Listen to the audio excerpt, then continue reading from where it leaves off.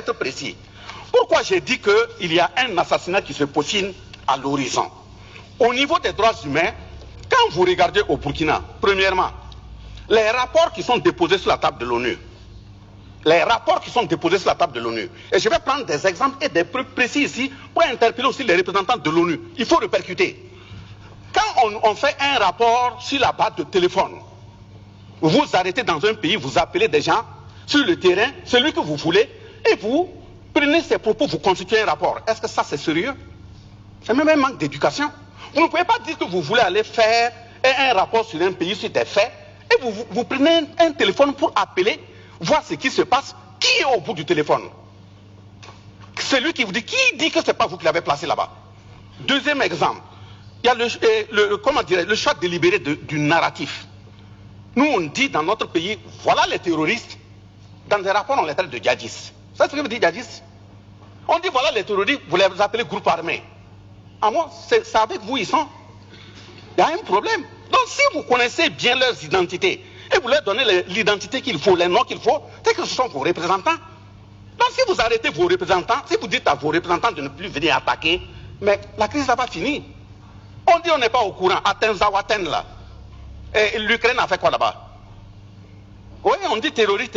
Vous envoyez vos représentants des armées venir attaquer des pays et vous parlez de djihadistes. Dites à vos représentants de ne plus venir, il n'y aura plus de terroristes dans le Sahel. Mais maintenant, je prends par exemple comment dirais-je, vous faites un rapport, vous appelez les gens, vous constituez votre rapport. Au lieu de faire une confrontation sur ceux même dont le rapport porte, vous dites non, bon, si vous avez fait l'étude pendant 3 mois, vous laissez quand il reste 1 semaine pour clore le rapport, vous appelez maintenant les responsables du pays, ils n'ont qu'à contredire. Ils vont venir contredire quoi? C'est-à-dire vous créez les conditions pour qu'ils n'aient même pas la possibilité de réagir. Donc on ne peut pas continuer sur cette base. Quand je le dis, qu'il y a un assassinat qui est plafonné, je vous donne les références, vous allez aller vérifier. Même sur le terrain. Comment une puissance va dire, ou bien dans un rapport, on dit oui, que des satellites ont vu les FDS faire des assassinats massifs. Des satellites qui voient des FDS qui font des assassinats massifs. Et les mêmes satellites sont incapables de voir des terroristes qui s'organisent pour aller attaquer. Vous, vos satellites là, ils sont binaires ou bien c'est quoi? Donc ils regardent par choix. Donc vos satellites, quand c'est vous, vos hommes là, on ne voit pas. Donc il y a quand même un problème. Donc, je prends le cas de Kadhafi. Ça a été exactement le même narratif qui a été utilisé sur Kadhafi. Et voilà les exemples. Encore, on a dit que oui, il y a rapidement Human Rights qui a fait un rapport qui a déposé. D'abord, il faut que les gens de Human Rights comprennent que la Déclaration universelle des droits de l'homme, là, de 1789, a été construite 553 ans après l'achat de Kouroukanfouga en 2236. On ne peut pas venir apprendre à des Africains ce que c'est que les droits humains.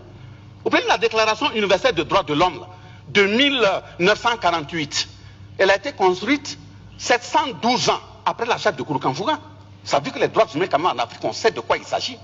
Donc vous prenez, vous dites oui, Human Rights a fait un rapport, allez déposer parmi les rapports qui ont concouru à la prise de la résolution 1970 et la résolution 1973.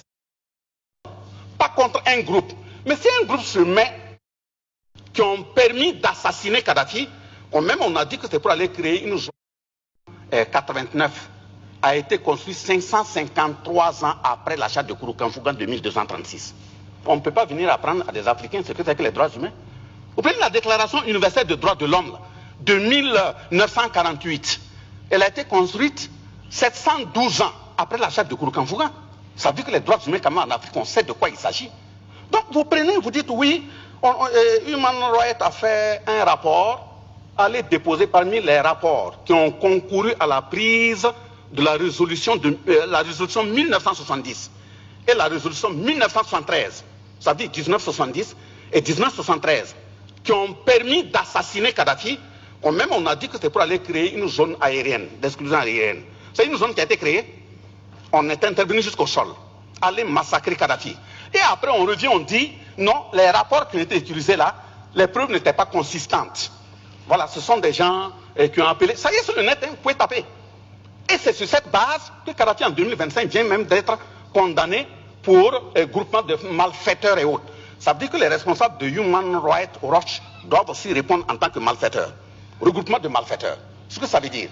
Donc, finissant ces exemples, je dis que le Burkina Faso, au sein de l'AES, nous sommes engagés pas contre un peuple, pas contre une personne, pas contre un groupe. Mais si un groupe se met de travailler nos intérêts, nous allons nous défendre. Ça, il faut que ce soit clair.